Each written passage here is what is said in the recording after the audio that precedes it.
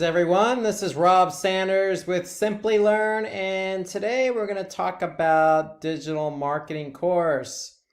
So buckle up and let's get started. And so in today's world, everywhere you go, it's all about digital. So today's lecture is going to be about all the different marketing channels available, piece them together, kind of put together a little digital marketing course for you. So first off, before we get started, we're going to talk about what is digital marketing. And really, digital marketing covers a lot of areas. It's very broad. And really what it refers to is just marketing that a company does, a person does, an individual, a group, an organization, and they do it in the form of an electronic device or with the aid of the internet. That's really what digital marketing is. It's just having something digitally, not something tangible like a billboard or a newspaper or TV. And with that, there are lots of places where you can apply digital marketing. And so electronic devices, we think of mobile devices. And so you could certainly use mobile as a form of digital marketing or to help you with your marketing efforts digitally. Okay, you can create apps, you can run advertising on mobile, you can communicate with different people, your target audience, via different devices like WhatsApp and messaging. Okay, there's also search engines. Search engines is where a lot of people get their information from, at least start to do their research to get information. You got social media, lots of different social media platforms, all the way from tweeting to blogging to social sharing to social content. Okay, so a lot of platforms under the bucket social media. You also have traditional forms of digital marketing like email. You can use different email platforms to send out emails. So lots of different ways to communicate your product, your service, your message to a large number of people that are really targeted to your efforts. How is digital marketing useful? Well,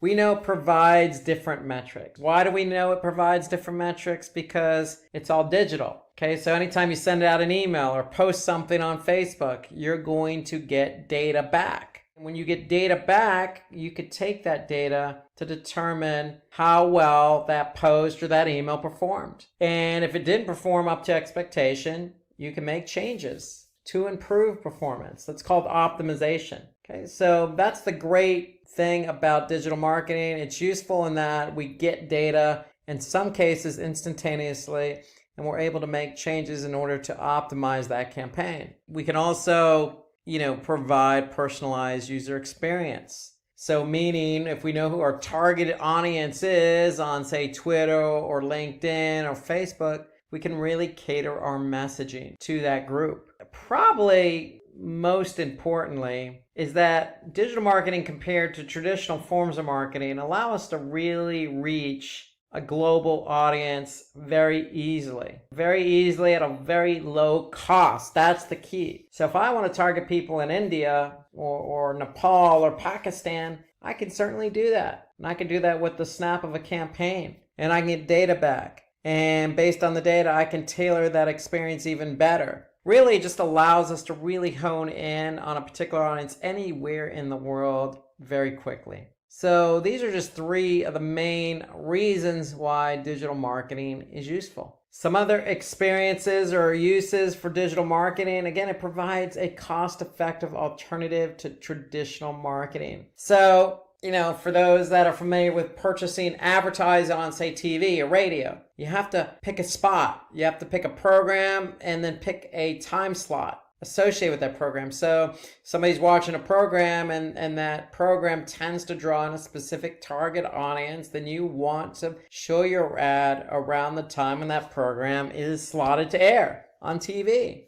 because you're likely going to reach your audience. However, to purchase that time slot could be competitive and could be very costly, where there are forms of advertising and paying for advertising digitally, and those forms are cost per click or cost per impression. And so using a cost per click or cost per impression model allows you to really go head to head in kind of an auction style format where you could control how much you pay and potentially get that prime spot in front of your target audience. So it really does become cost effective. And it allows you to make small investments to get a really substantial return on ROI. So let's just say your cost per click is only 10 cents, but you're selling a product for $10. Well, all you need is one click and one sale to generate a very substantial return on investment. And so knowing that you get metrics back on a campaign, you could slowly or quickly optimize that campaign towards a very positive ROI. And then another use for digital marketing, it just enables targeting users based on their actions and preferences. So again, we can really hone in on who we want to target. It really depends on the platform, but if you take Google Ads, for example, and you want to target the display network, well, we know we have demographics, we know we have topics, we know we have interest, we know we have retargeted audiences, in-segment audiences, we have age, we have gender, so you have a lot of options available to choose from to really hone in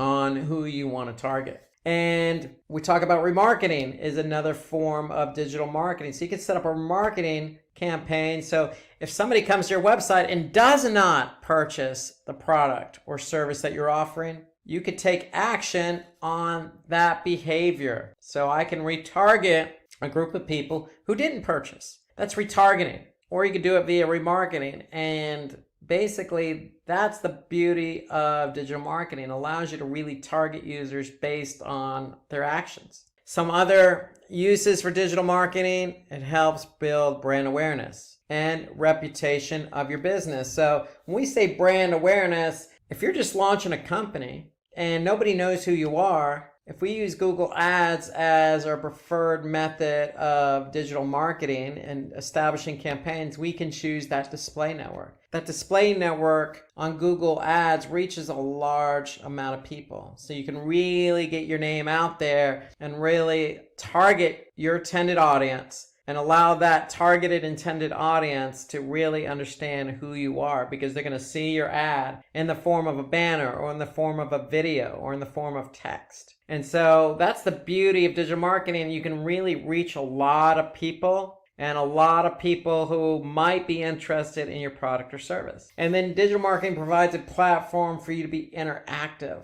with your audience, helping you stay relevant and competitive. And the best example I can give here is YouTube. And so YouTube's it's a search engine for videos, but it's a video sharing platform. And so if I upload a video, then I can entice people to comment on that video or like the video or share the video. And I can really interact with that audience by responding to their comments or, putting together a playlist or giving them more videos. Okay, so I can really interact with my audience. And I could do that on multiple platforms, not just YouTube and video. I can blog and interact based on somebody's comments. I can have a website and have live chat and interact with my audience. So there's lots of different ways to interact with an audience, and that's what digital marketing provides. So I already mentioned a few examples based on the uses of digital marketing. I mentioned Google's display network. I mentioned YouTube and blogging and social media platforms like Facebook.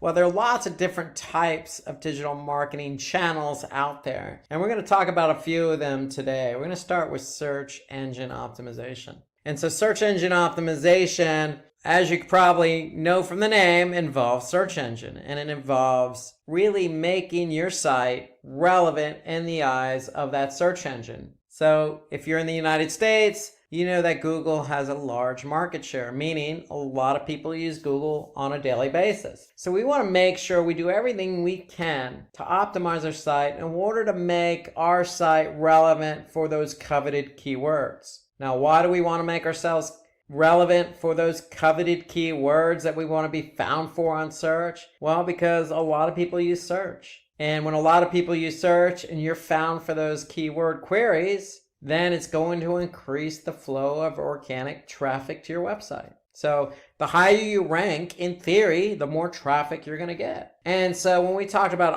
optimization, okay, how do we optimize our site in order to be relevant in the eyes of Google? Well, it really comes down to a two-pronged approach. You have on-page SEO, you have off-page SEO. On-page has everything to do with your website in order to make it relevant. Off-page has everything to do with your website, but not on your website. It means that how can we become relevant by linking to other websites, for example? How can we become relevant by getting our content on other platforms so we become relevant in the eyes of Google? So that's off-page SEO. So SEO is always going to be two-pronged. What you do on your website and what you do off the website to make sure your website, your domain, whatever that domain is, .com or .org, is relevant in the eyes of Google. And so let's take a look at on-page SEO first. So like I mentioned, it involves optimizing your website.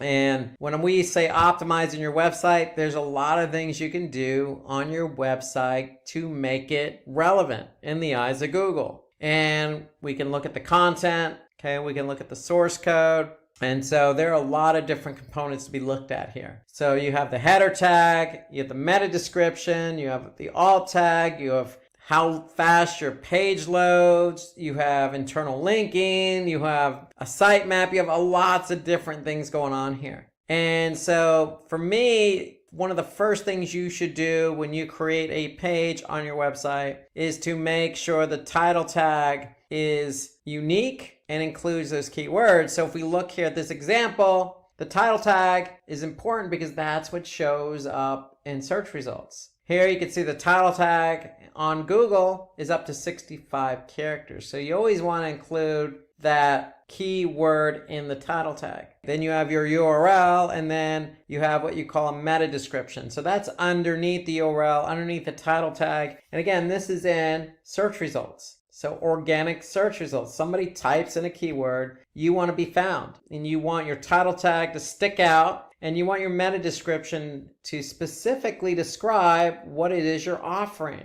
Okay, so again, if somebody's looking for stock imagery, then you want to make sure that you know that person who's looking for stock imagery can come to your website, and they can, in this case, search for millions of royalty-free stock images, photos, videos, and music. And so you want your description to really get that person to click on your listing in organic search. That's the whole point. So that's the point of a title tag and a meta description, is you really want to be found for what somebody's searching for, and you want to be able to show them that you have what they're looking for. You have something here underneath your organic search results called site links. And site links are just links to pages on your website. And so unfortunately, this is not necessarily in your control. This is in the control of Google. So if Google wants to offer up site links underneath your title tag and meta description, they will add them. And it's based really on the amount of content you have. And that goes with site search. So you can see also there's site search there underneath the meta description. All of that is contingent upon your website. Do you have a lot of content?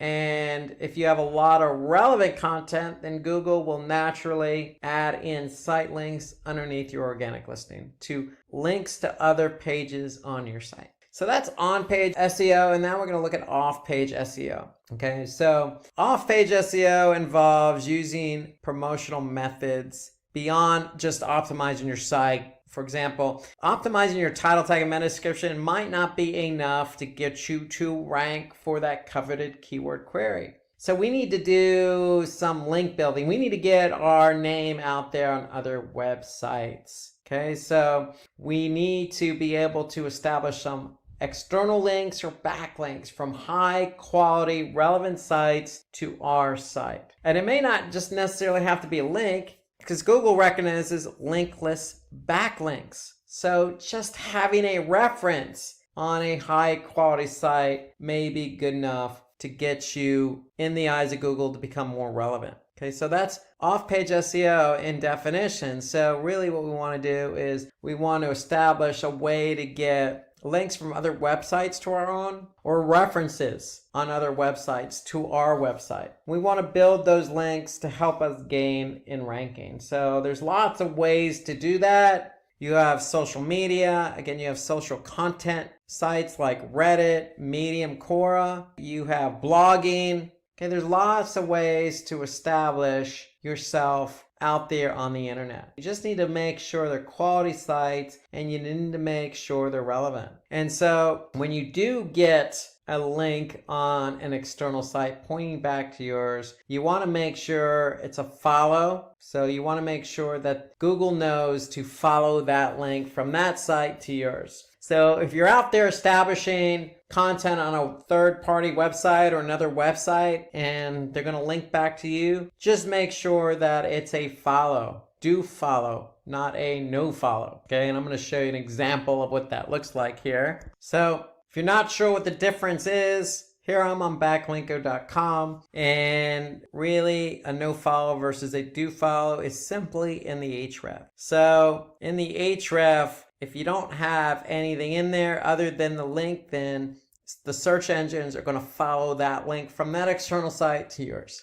And if you have a no follow in that link, then the search engines are going to ignore the link. So they're not going to pick up the backlink or external link to your site. And that's simply that site just adding the rel equals no follow. Okay, so if you see that in the link pointing to your site from that external site, then that means you're not going to get credit for that backlink. So you always want to shoot for a do follow link, because that means you're going to get credit for the backlink. Okay, so again, do follow links allow search engine crawlers to follow the link, and if they can follow it, you're going to get what they call link juice, and that's going to establish some reputation to your domain. A no follow link basically doesn't allow the search engines to follow that link. So it doesn't pass on the link juice. Now, again, search engines like Google are smart enough to pick up the association between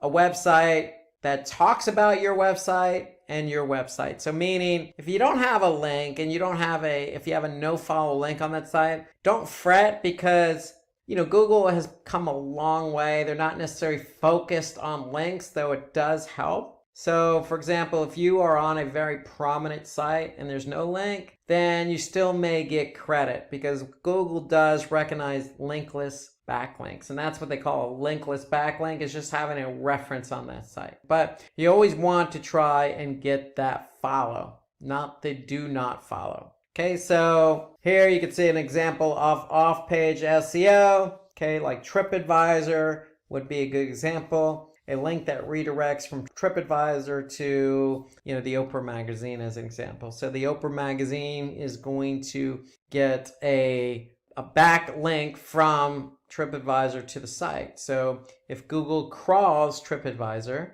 then they're going to be able to see this link. And if it's a follow link, they're going to give the Oprah magazine, that domain, credit from TripAdvisor. So for SEO, because there's a two-pronged approach involved, you have on-page and off-page. There's a lot of tools here, a lot of tools. So let's take a look at some of these tools. We're going to look at Google Keyword Planner. We're going to look at Moz, Ahrefs. We'll look at some tools that will help you with both on-page and off-page SEO. So let's start with Google's Keyword Planner. So why are we using Google's Keyword Planner? Because we want to find keywords. Okay, so we can't do on-page SEO. We can't optimize our title tag and meta description without a good keyword that we want to be found for. So what we want to do is we want to go into Google Ads. Now that's a pay-per-click platform. Okay, so if you want to be found via paid search, you're going to use Google Ads. But from an organic search perspective, we can use Google's Keyword Planner. So we need a Google Ads account. If we have a Google Ads account, then all we need to do is go to Tools,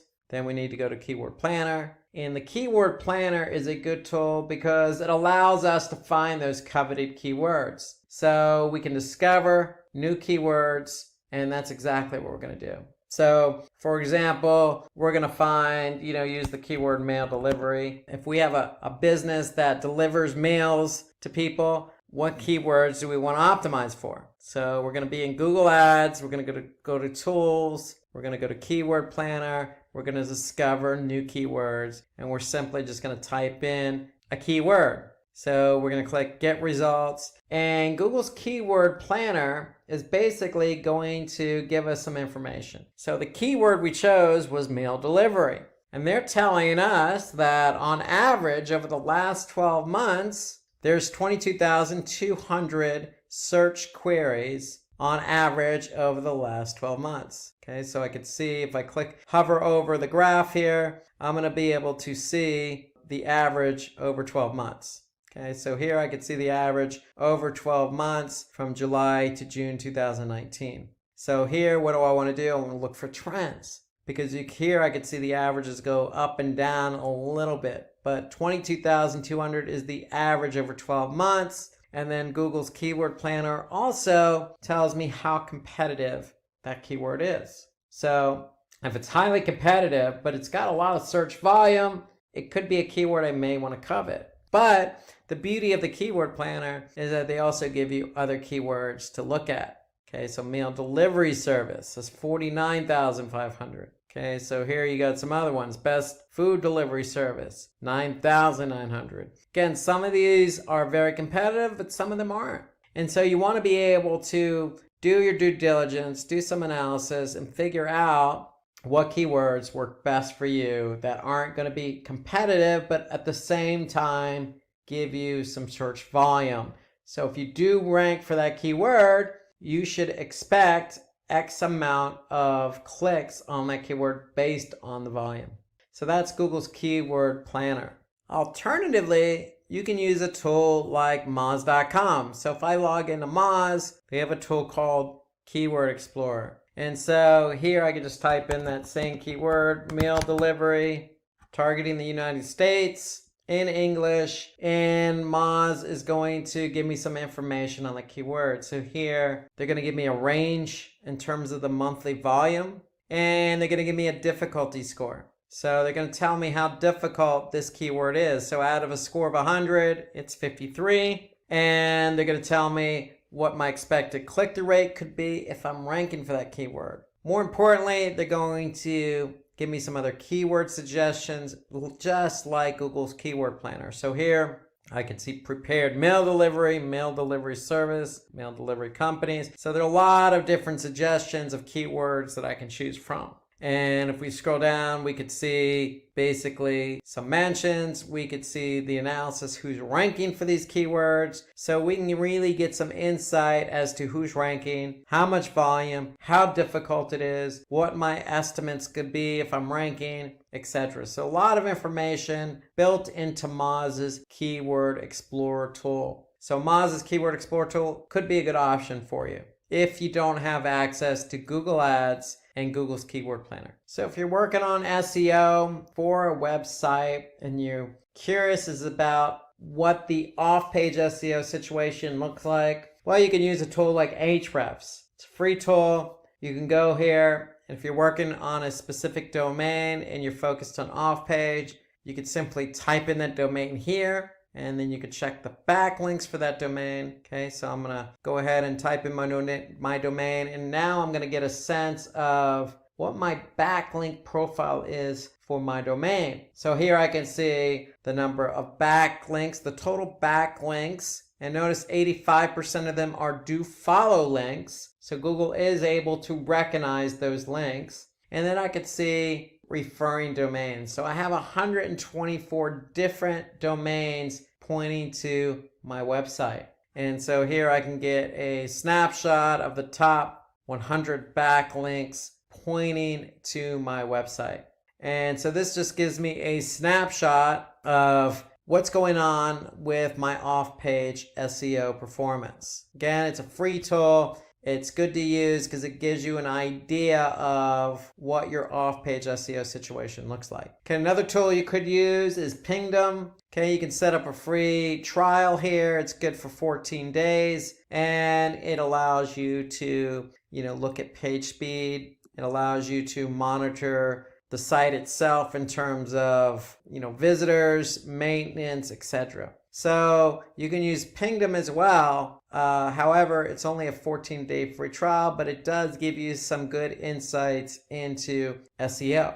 Now, page load time is one of those on-page SEO factors. And so if you're doing on-page SEO for a domain, you certainly want to go into Google Analytics and you want to measure the page load performance of the pages on your website. And so here, if I go to Google Analytics, and then I go to behavior, and I go to site speed, and I go to speed suggestions, here I can see the pages, how many pages I've received over a period of time, and then the average page load time. Now, if you see the average page load time is slow, and in my opinion, anything over 2 to 3 seconds is going to be slow, you need to be able to take action. And so the great thing about Google Analytics, the page load time reporting, is it actually gives you some suggestions. So page speed suggestions. So all you need to do is click on the link here. In this case, this particular link or URL on my website has 7 suggestions. If I click on that, then Page Speed Insights is going to open up.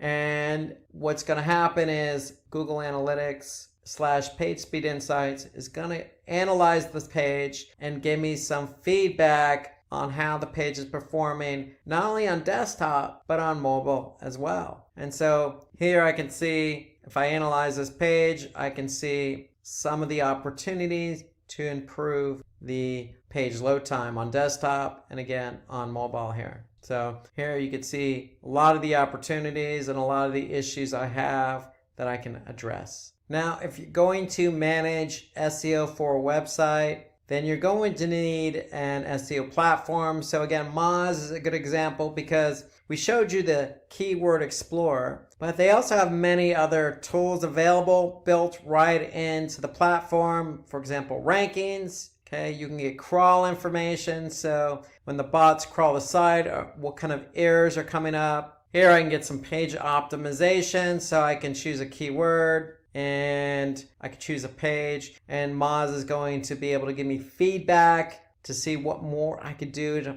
improve my on-page SEO performance. Okay, we mentioned Keyword Explorer in terms of looking for keywords. Okay, you also have something called Link Explorer as well. So if I go back and choose Link Explorer from my list here, then I'm going to go to a Link Explorer and I can type in any domain. Again, just like on the Ahrefs, except Moz goes a little bit deeper here. Okay, so they're telling me how many linking domains and what my keywords are ranking. Okay, and then I have some other reports that I can leverage for off-page SEO. I can look at spam scores for certain websites that are linking to me, because you can disavow yourself from being associated with those sites. Here you got a link intersect tool, so you can compare one domain against another to what links are pointing to that other website. So a lot of different reports and tools available to you for off-page SEO under Moz's Link Explorer. So Moz has a lot of different tools available. And again, my recommendation, if you don't use Moz, there's SEMrush, there's BrightEdge. There's a lot of SEO platforms out there to use. But if you're going to focus on SEO, you are going to need an SEO platform. Now, if you have any more questions on SEO, feel free to go to Simply Learn's YouTube account. You'll be able to find a video there for SEO tutorial for beginners. Take a look at the video. It goes really in depth about everything we just covered about on-page and off-page SEO. So take a look at the video.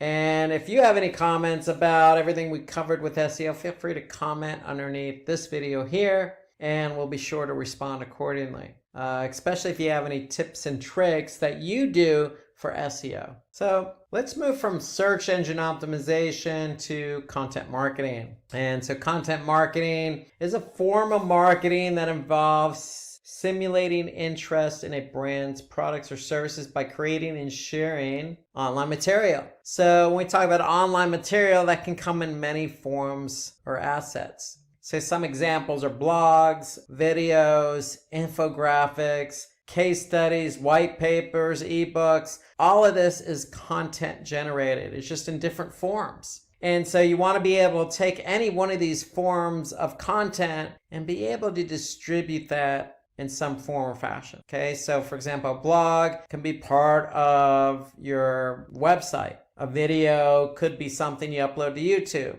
An infographic could be something you actually share on LinkedIn. So all these other assets could be integrated throughout. They could be shared or used on your website, okay, for people to grab and share and use and comment on. Okay, so that's what content marketing is. You need to be able to push out content so that people have a better understanding of your product or service. The process of content marketing is you really want to decide what goal you want to achieve with your content marketing campaign. You want to define your buyer personas to determine the audience best suited for your content. Okay, so what are you creating? Who is it for? And then you want to run content audits to determine the best type of content that can be used. And when we talk about content audits, we're talking about, content that's already been posted. Are people sharing it? Are people downloading? Are people viewing it? And so you want to be able to understand over time what people are reacting to so that you can reuse or continue to use that content that seems to resonate with your target audience. So you want to choose an appropriate content management system. So if it's a blog, you want to use WordPress maybe. So you want to start brainstorming for ideas, for new content ideas. So in my opinion, maybe put together a content calendar and jot some ideas on that content calendar. Then you want to settle on a particular type of content you want to create, and then you want to be able to publish and manage your content. So some top popular tools used for content marketing, you have Buffer, you have BuzzSumo, Follower One, Hootsuite. So let's go ahead and take a look at an example of a content marketing management system. And we're going to use WordPress. And so if we go into WordPress here, on the back end, we're logging a login. And so the reason why we use WordPress is because we can post blogs. So in WordPress, if I go to post here, I'm going to be able to see all the different posts that have been posted over a period of time. And the great thing about WordPress is you can optimize it for SEO. So if I go in here and look at this recent blog post that has been posted, I can go ahead and edit it. And when I edit it, okay, I'm going to be able to look at this blog post in a visual format, and I can also look at it in HTML form. So notice the great thing about WordPress is I can use imagery, I can insert videos, I can insert infographics, I can attach a white paper case study to it. And then again, we have something called Yoast SEO plugin. So we've installed a plugin here. So that'll help us with optimizing that particular blog post for that particular keyword we're trying to target. And so here you can see our focus keyword is remarketing and retargeting. Okay, so we have that in the title tag. Okay, and we also want to make sure it's in the meta description. And so here we have an internal link. We have it in the introduction. Okay, we have it spread throughout the content. So Yoast does a good job of allowing us to make sure we're integrating that keyword into our blog post. But the key to blog posting is we want to, again, follow the process. We want to be able to choose content for our intended audience. And in this case, with a blog post, we can write up to 500 to 3,000 keywords. And the whole point is we're trying to introduce our audience to a particular topic that resonates with our product or service. And so that's the great thing about blogging. That's the great thing about WordPress is that, very easy to use. You can integrate it with SEO. You obviously have commenting, you have different plugins that you can add in there, very easy to edit. And so there's a lot you can do here with WordPress and blogging. So another example of content marketing is video. So with video, you have the ability to upload this video to popular video sites like YouTube or Video, and you can optimize that particular video with title tags and hashtags and descriptions, and you could see the interaction here. So you can see how many views, how many likes,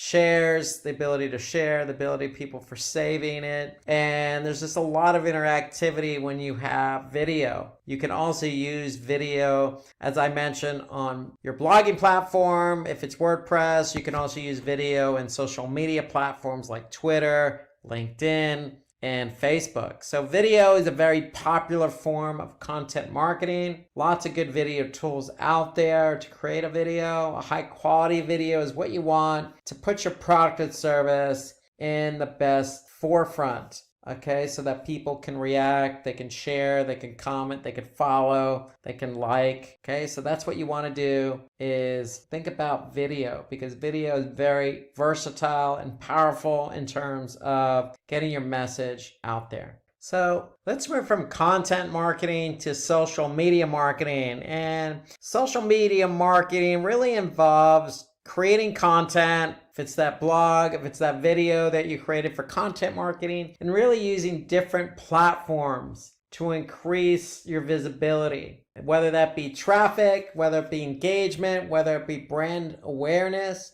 or any other marketing goals that you have. That's what social media is good for, because social media will take that content, take what you're trying to get out there, and really allow you to hone your marketing goals against that. Okay, so if it's Facebook and you got some videos that you want to post up there, okay, what's your goal? Is your goal to then post the video to get traffic to your website, or to build brand awareness, or to just get people to react by sharing or liking?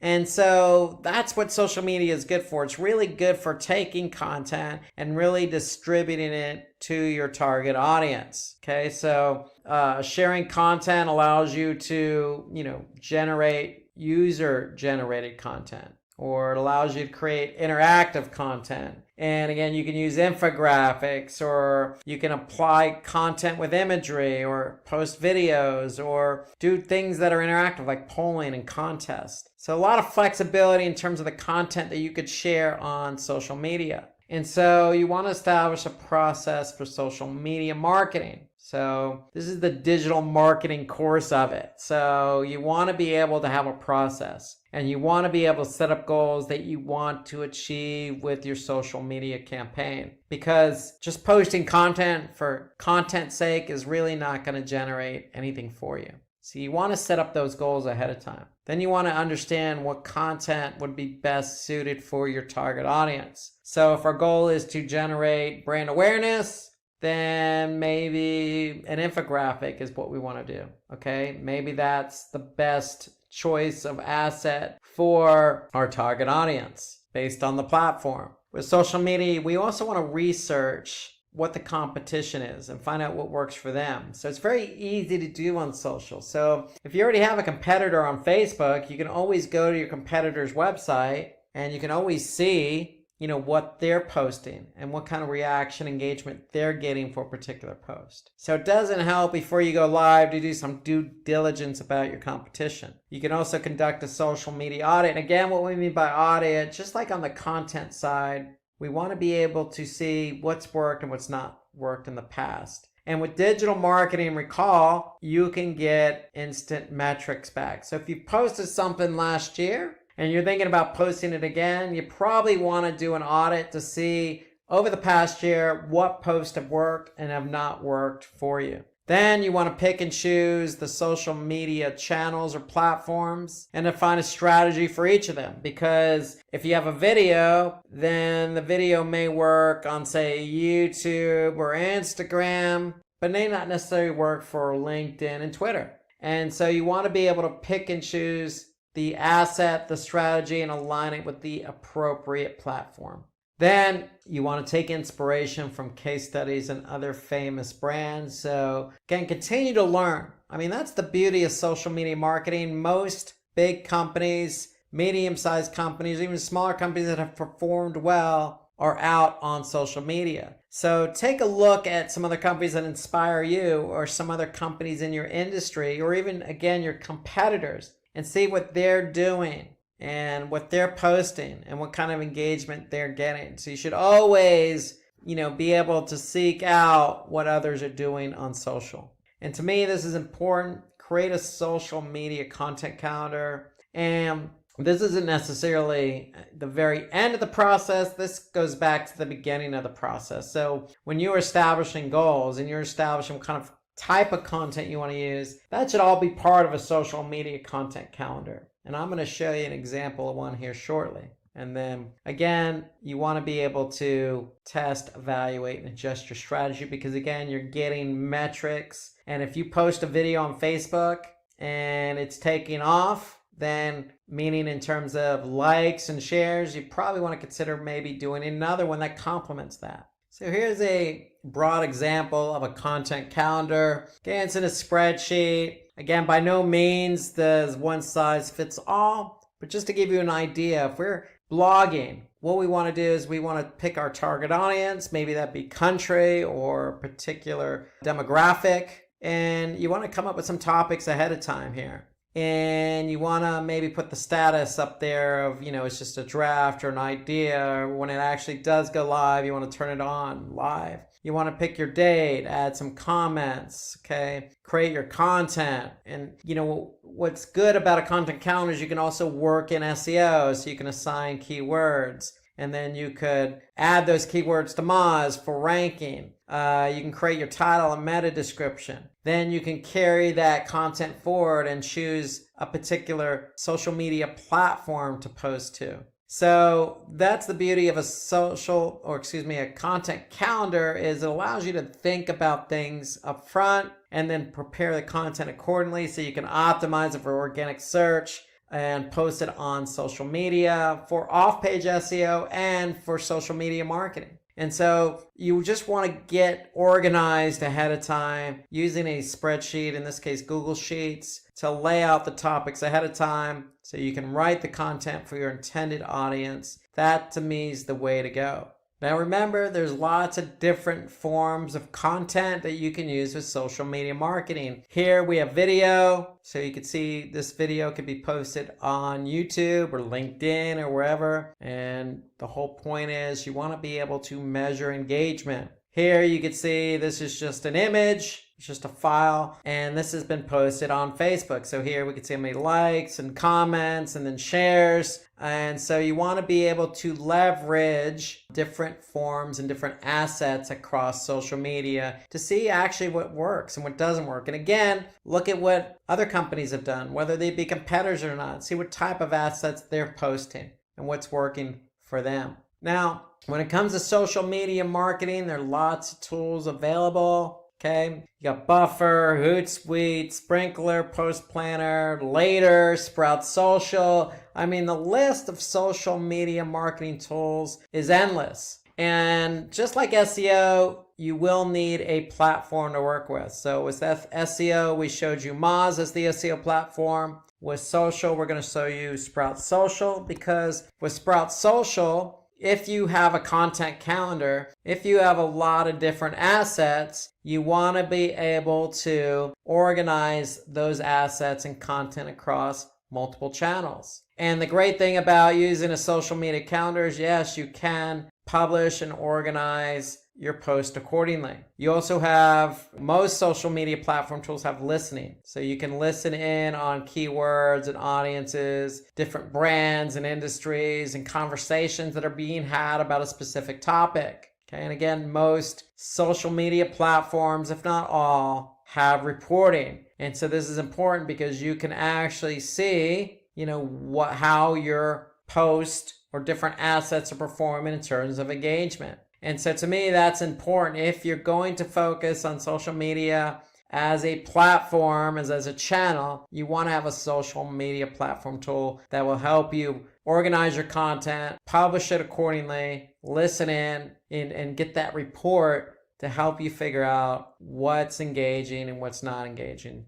Again, so that you can, react to the content that you're using and sharing. So that's Sprout Social as an example, but you will need a social media platform. Now, the other benefit to social media is, in some cases, you could actually pay to have your post out there. And so, for example, on Facebook, we could set up a paid campaign to target our intended audience. And so with Facebook owns Instagram, so you have the ability to really put your content out in front of your target audience on Facebook and Instagram. And so what you need to do is go to Facebook Ads Manager and simply just create an account or campaign. You want to be able to create a campaign. And by creating a campaign, that means you're going to have to go through a particular process here. So if first we want to do is choose our objective. Okay, so you always want to have an objective for your campaign.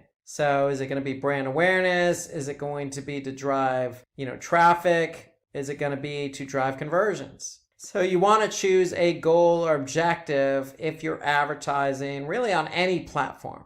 Then you want to be able to choose your audience. So who are we trying to target? So with Facebook, you can target any specific age, gender, demographic based on interest and behavior. So you can choose specific placements and you can assign a budget. Okay. And then on the ad side, you have different types of ads that you can use. You can do a single image or video. You can do a carousel. Okay, meaning you can rotate different images as a collage or different videos as a collage. And again, you can choose exactly where you want your ad to be shown. For example, desktop or mobile news feed, Facebook in-stream video, you got Instagram feed, you got even Messenger. So you have a lot of options available to you on where your ad or video is going to be shown, and then you can support that with a headline description, and you can send that traffic back to your website. You can even test call to action buttons.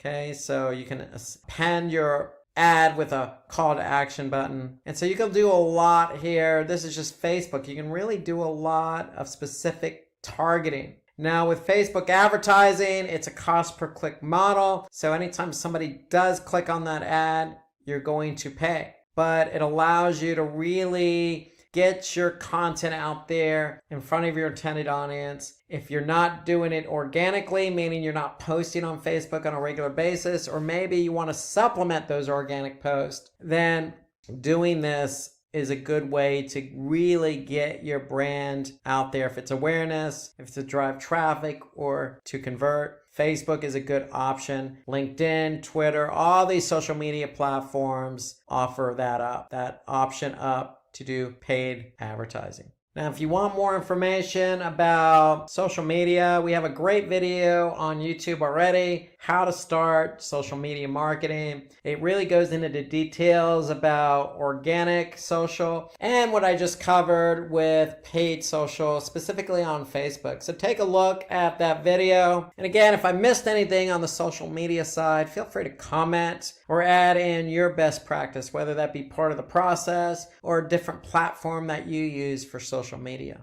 Okay, let's switch to our next digital marketing channel in search engine marketing. So search engine marketing is an advertising model that is good for driving traffic to your site because you're paying each time someone clicks on your advertisement. Now, how is that an equal trade? Well, because you can advertise on channels or search engines like Google or Bing or AdRoll, which has a big network that includes Google, you can actually pay your way to the top of search engine rankings. And so if you're at the top for paid search and somebody searches something like shoes or something to that effect, your ad can appear at the very top, even above local search, even above organic search. And so the visibility is there. It's a good way for you to then get that traffic that you covet for certain keywords. And because you're getting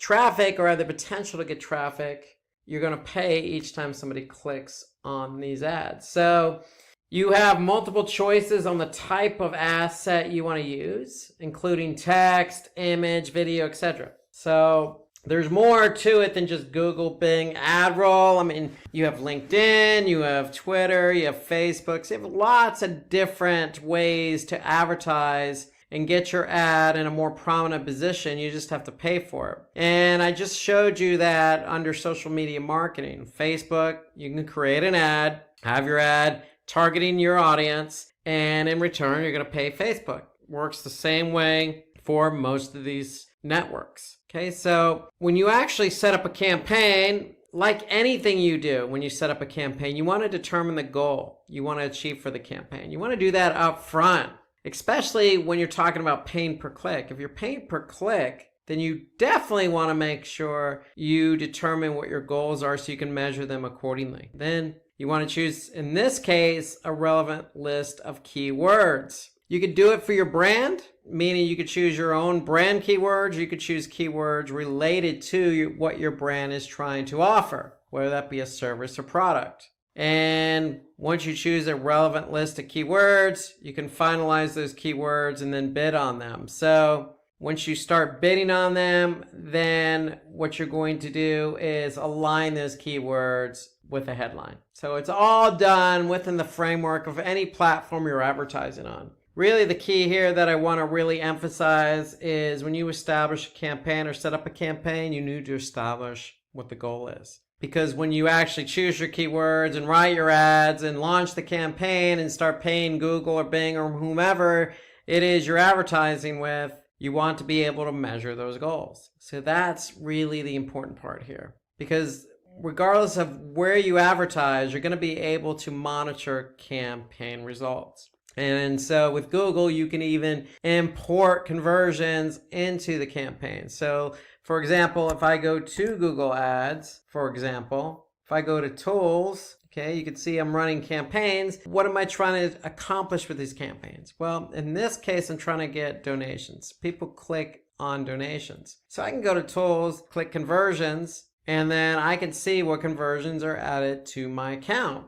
And that way I can measure my campaigns against these conversions. Okay, if I don't see a conversion here, I can certainly create one or import it from, in this case, Google Analytics. So that's the important thing. You want to be able to measure your campaigns with your conversions.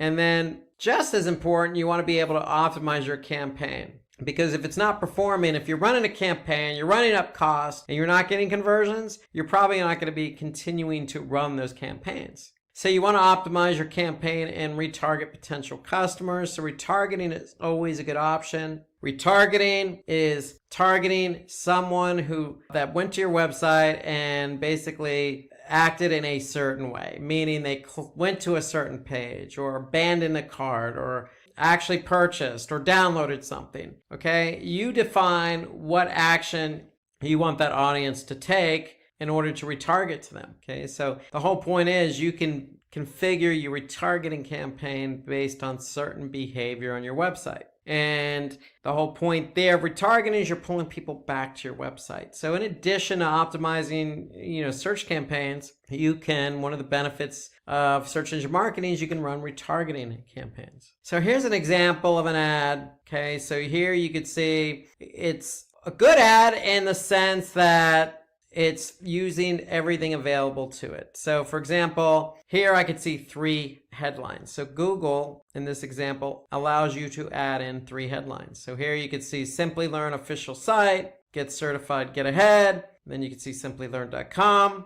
So they're taking advantage of 3 headlines. And then here you can see 2 description lines. And so each description line, you can have up to 90 characters. And so you want to be able to take advantage of what Google gives you. The more information you can add, the better. Well, here you can see some other types of ads. Here you can see a banner ad for Slack. Okay, here you can see betterment.com running an ad. Okay, so this looks like an ad that is on YouTube. So because you can see after a few seconds, you can skip the ad. Okay, so here's a video ad, here's an image ad, here's a text ad. So depending on what platform you advertise on, you have an option on what type of asset you want to use. The one thing I like about Facebook is they offer up a multitude of options in terms of assets. So you can run a single image ad, you can run a carousel, meaning you can have multiple images, you can run a video, you can run a combination video image, you can obviously run text, okay, with a thumbnail. So you have a lot of options in terms of the type of ad you can run. So before we move into our next channel, let me just show you an example of how an ad actually looks on a particular website. So here you can see I'm on BuzzFeedNews.com. Okay, here you can see Volkswagen Golf is running an advertisement in Spanish on this particular site. So they're either using Google or some other platform and having that platform, if it's Google, post their ad on this particular site. So here you can see it's a banner ad. And if we're in Google Ads and you're setting up a text ad, let me just run through you what that text ad looks like. Remember, you want to always take advantage of what's offered to you, because especially text ads, you have very few characters, and with very few characters, it's hard to get your message across. So with Google, you have your final URL, which is where people are going to go to after they click on your ad, but you have not one, not two, but 3 headlines that you can take advantage of. So if we're talking about help end child hunger, help today, you can always add in, visit our website for more info.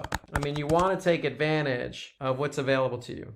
Now, again, here you can see in this example, I'm only allotted 30 characters. And so if you go over, then your ad's not going to get approved. So you really have to be cognizant of the character counts and getting your point across, because writing text ads is not the easiest thing to do when you're limited to characters. Now, with Google, you have what they call display paths. So after the domain, you can add in a couple of keywords in there. And then you have description line 1 and description line 2. So again, take advantage of what's available. If you're not sure what copy to write, grab some from the website and paste it in there. You want your ads to be healthy and to have as much information as possible. And then the one thing I will say about Google Ads is they also have extensions. So extensions are exactly that. They're extensions to your text ad. So here you can see I have 4 extensions. These are actually site links. So Google Ads offers up something called ad extensions. So it could be call outs, site links, it could be location extensions, app extensions. They have a number of different extensions that they can append to your ad. So take advantage of that as well. Remember, the whole point of ads is to make a compelling case for your product or service so that somebody can click on the ad and go to your website and then perform the action you want them to perform. Now, if you have any more questions about Google Ads, feel free to check out our in-depth video about Google Ads. It covers everything A to Z on Google Ads. We also have videos on our Simply Learn YouTube playlist for Facebook, Twitter, social media marketing. So if you're curious to know a little bit more about search engine marketing, check out any one of these videos that we have listed on our YouTube channel. Okay, so let's move over to affiliate marketing now. And so with affiliate marketing, really it's interesting and unique in that affiliate marketing involves paying out commissions. And who are you paying commissions to? Well, you're paying commissions to website owners or publishers or people who have websites with lots of content or people who have websites that attract a lot of users. And so the whole point is you want to be able to find those websites to advertise your product or service. Okay, these people who are selling your product or service on your behalf are going to get commissioned or incentivized based on whatever action you put out there. So it could be registrations, just getting your affiliates to help you with getting people registered, or signing up for your email, or for a lot of you, conversions. You're trying to sell a product, so you want help in selling that product. Or it could be subscriptions, okay, signing up to something. Okay, so you determine what it is you want to incentivize your affiliates for. You also determine how much you're going to incentivize them. And that's the great thing about affiliate marketing. It's no different than having a sales team to support you. What are the steps for affiliate marketing? Well, you need to find a platform. There are lots of different affiliate platforms out there. Commission Junction or CJ.com comes to mind, because these platforms are going to help you find these affiliates or partners. Okay, so they're the broker in all this. And so once you set up your platform, you're going to establish rules, guidelines, post images and banners and assets for those affiliates to use on their websites. And more importantly, again, you're going to establish the commission. So the commission doesn't have to be the same for all affiliates. It could simply be, your top affiliates get a higher commission. as opposed to just some other affiliates who get a starting commission. You establish everything on the platform, the affiliate platform that you choose. Now, affiliates apply to advertise on your behalf. So they're going to say, hey, I'm interested in selling your product or service. So you're going to use that platform, if it's Commission Junction, to approve or disapprove the affiliate's request to advertise on your behalf. And really what you want to try and do is leverage the platform as best as you can. A lot of these affiliates are out to make money, and some of them are really good. You need to be able to choose the affiliate that is going to represent your brand, product, or service the best. So it's simple. Customer clicks on an ad or link, okay, on that affiliate website, and they go to your website and they perform an action. So that could be a purchase, a registration, a subscription, a download, an email sign up. You determine that. And the great thing is these affiliate networks, the CJs, Commission Junctions of the world will record everything. They're tracking not only traffic from the affiliate website to your website, but they're also tracking the conversions. The transaction is validated and credited to the affiliate by the broker. And then the affiliate is paid his or her commission. So that's how it works. So the more the affiliate sells or converts on your behalf, the more they're going to make. And that's the beauty of the affiliate network. So here's an example of affiliate marketing. Okay, here you could see an advertisement here. Okay, so you could see profit from our experience. Earn up to 12% advertising fees with a trusted e-commerce list leader. So somebody clicks on that link, joins, and then this person is going to get a commission based on somebody joining for free. Again, I mentioned Commission Junction. There are also some other affiliate marketing tools out there. Amazon Associates, AWin, Trade Doubler, Max Bounty. I mean, there's a lot out there. CJ.com is the one I've used in the past, but give some of these other platforms a chance. Okay, it doesn't hurt to even be on multiple platforms. You have nothing to lose. Okay, when you're on a platform, basically the platform again is acting as the middle person. They're introducing you to affiliates. And so every time you actually pay an affiliate a commission, they're going to get their cut of it. So they're going to get a small percentage as well. So just keep that in mind, but give it a try. Try one or two of these affiliates. If you find you're getting quality affiliates that are selling your product or service, great. If you don't, then, feel free to change, affiliate networks. It's that simple. But the key here is find the affiliates you think are going to best represent your brand, product, or service, because those affiliates are likely going to be the ones to convert for you. And if you're a small business starting out and you need some help, affiliate marketing is the way to go. Okay, let's move over to native advertising. Okay, so native advertising. So native advertisement means that your ad is showing up next to content that basically naturally fits. So these are advertisements that are featured on a platform alongside the content, okay, that isn't paid for. Okay, so for example, here you can see a paid post. Okay, this is by Spotify.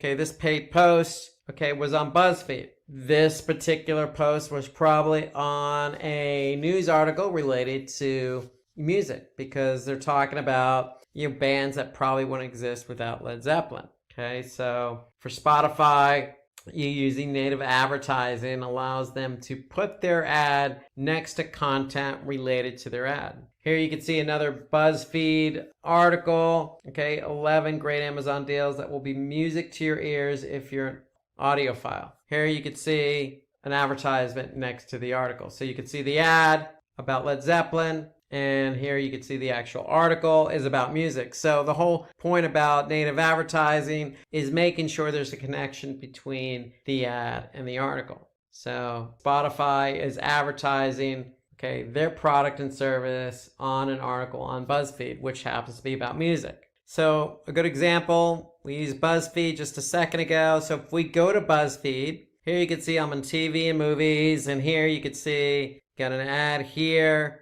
If we scroll down, keep scrolling down, we can see another ad here for HBO. And so this ad makes sense because it's placed on TVs and movies. So people who go and read the content are going to see an ad related to that content. So that's generally what native advertising is. You need to be able to place the ad on the right pages. Okay, so you're going to need an ad network for that. So we talked about paid search advertising. We talked about Google Ads. So Google Ads has the ability to place your ad natively on particular pages that are relevant to that ad. So that's really what native advertising is all about, making sure that your ad is placed next to content that's naturally relevant. So if you need more information about affiliate marketing, feel free to visit Simply Learn's YouTube channel. We have a nice in-depth video about affiliate marketing so you can get more information about the platforms, how it works, and all the tips and best practices about how to run a successful affiliate marketing campaign.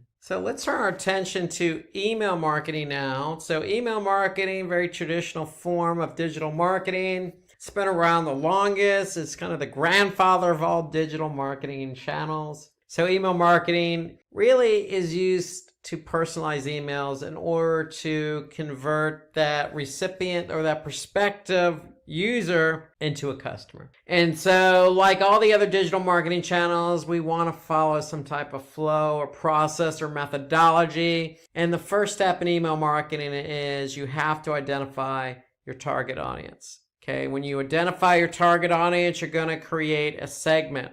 Okay, so in other words, you don't want to send one email to everyone because not everyone is going to be interested in that email. So in order to get somebody interested, you need to be able to send an email tailored to that audience. Okay, so that audience can respond and react accordingly. So once you target that audience and create segments, email segments, you're going to create the campaign and set up an appropriate call to action. One note here is when you create the campaign and set up that appropriate call to action, that call to action is going to be aligned with your goal. So what is the goal of the email campaign? Is it simply to get people to click on something and purchase? Or is it simply to get people to click on something and sign up or watch something or submit some information or download or whatever the case? You need to establish that up front just like you would with a search engine marketing campaign or any other type of campaign you want to run.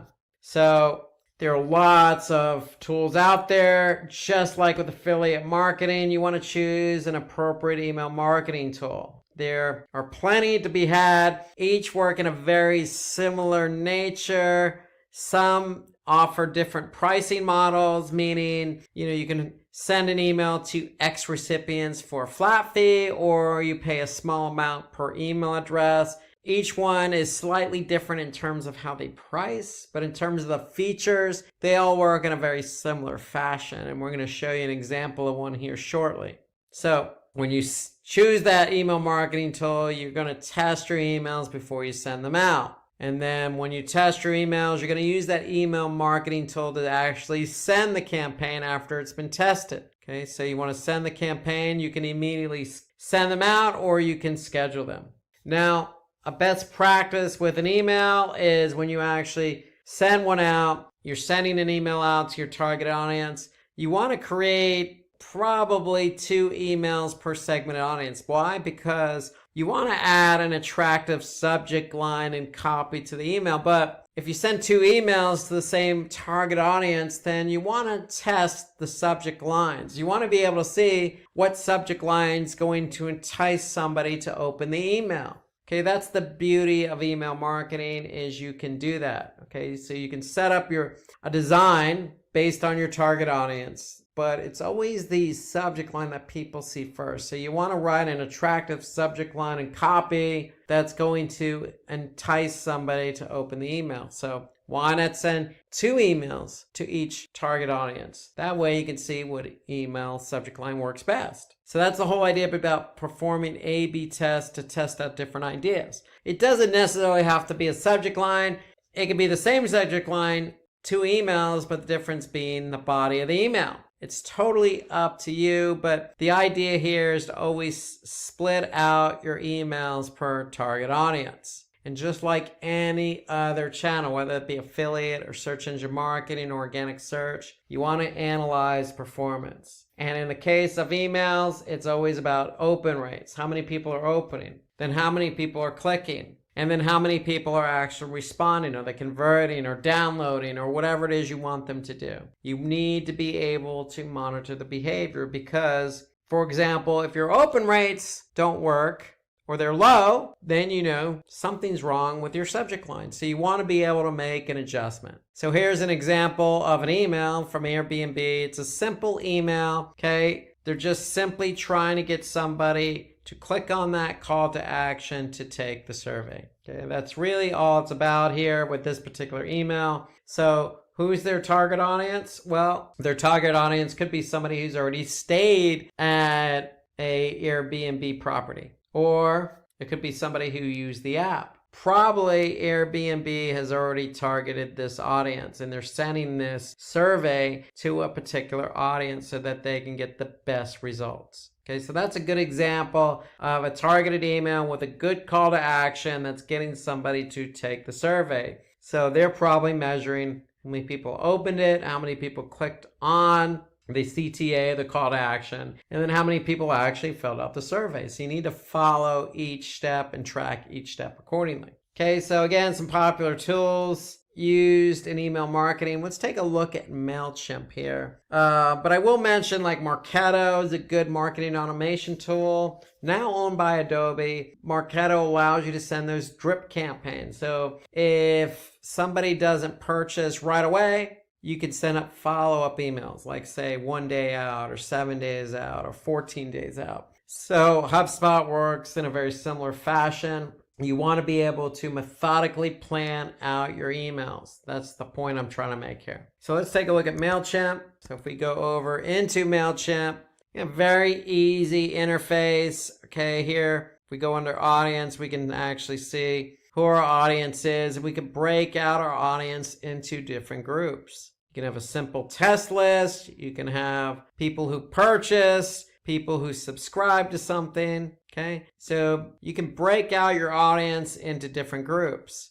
Okay, when it comes to campaigns, you can see campaigns that are already been built, or you can create your own campaign. Okay, so in the case of MailChimp, we can actually see what campaigns have been dropped or sent out already, and then we could see the opens, the clicks, and then the conversions. So MailChimp has some nice reporting, so you want to be able to measure the reports or how well the campaign performed. So here we can see specifically how many people opened, clicked, how many people bounced or email addresses bounced, and how many people unsubscribed from the list. And here we can see, you know, the top links that have been clicked, okay, the subscribers with the most opens. Did anybody perform any social media activity? Okay, what locations opened the email? Okay, so you can actually see a lot of good information here right in MailChimp, and you want to be able to react to the emails you send out. So if an email is not performing, okay, you want to learn from that so you don't make the same mistake again. The great thing I like about MailChimp too, they have a lot of nice templates to use. So if you're trying to create a template, here you got some templates that you can leverage. So that's MailChimp kind of in a nutshell. MailChimp, you could pay up front, buy credits, and with those credits, you could send out emails to a number of people. Okay, so that's how MailChimp works. They do have a free trial, so you can set up an account using the free trial.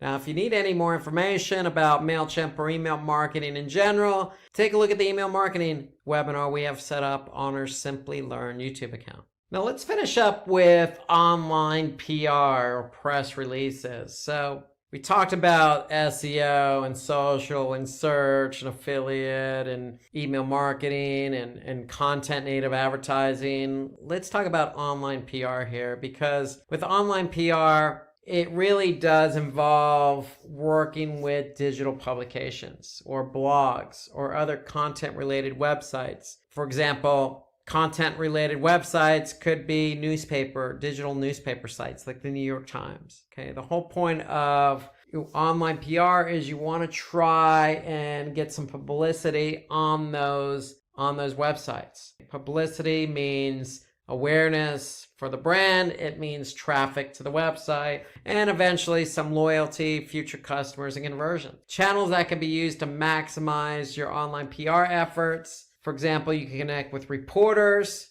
on social media to develop a relationship. So you can just follow some reporters, see if they're covering specific industries or verticals, and if they are similar to what you're offering, then it's probably a good idea to reach out to them. You can use engaging user reviews to help humanize your brand, or you can respond to comments that help generate productive conversations. So those are all certain things you can do to generate awareness and buzz for your brand. So really the one thing I want to point out about online PR is basically you can also hire a PR firm and they can do some of the heavy lifting for you. Or like I said, you can reach out to different reporters or different influencers even to help push your product or brand. Now, if you're trying to go at it alone on the online PR, what you could do if you don't reach out to reporters or influencers, or you're active in trying to build your brand through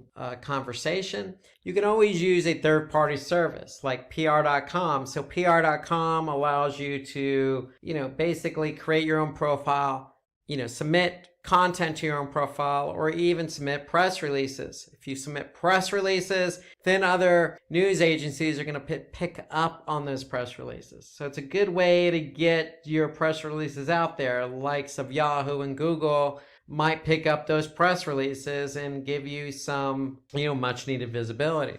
You can also use other tools like, PR Newswire, for example. So it works in a very similar way. Again, it's a press release distribution network. So you can go ahead and sign up for an account, get that press release out there, and they do the distribution for you. Or you can also use aggregation sites. So there are lots of different aggregate sites out there. And so what aggregate websites do is they help disseminate and distribute your content. So here you can see some of the new aggregator websites of 2019. You got Feedly, Panda, TechMeme, Metacritic, eScience News, The Morning News. So you have a lot of options available to get your content out there. Okay, so what these sites do is basically pick up articles that fit their website, fit their theme, fit their target audience. So you do have options in the form of third-party tools as well. Okay, so if you don't hire a PR firm, which could be expensive, you can certainly go at it alone by signing up for any one of these particular products or services. Okay, so that'll do it for today's webinar. I want to thank you for hanging in there, going over all these digital marketing channels with me. If you have any comments on any of them, feel free to add a comment below this video. Otherwise, if you need more information, please visit simplylearn.com. Thank you again, and I'll see you soon. Hi there, if you like this video, subscribe to the Simply Learn YouTube channel and click here to watch similar videos. To nerd up and get certified, click here.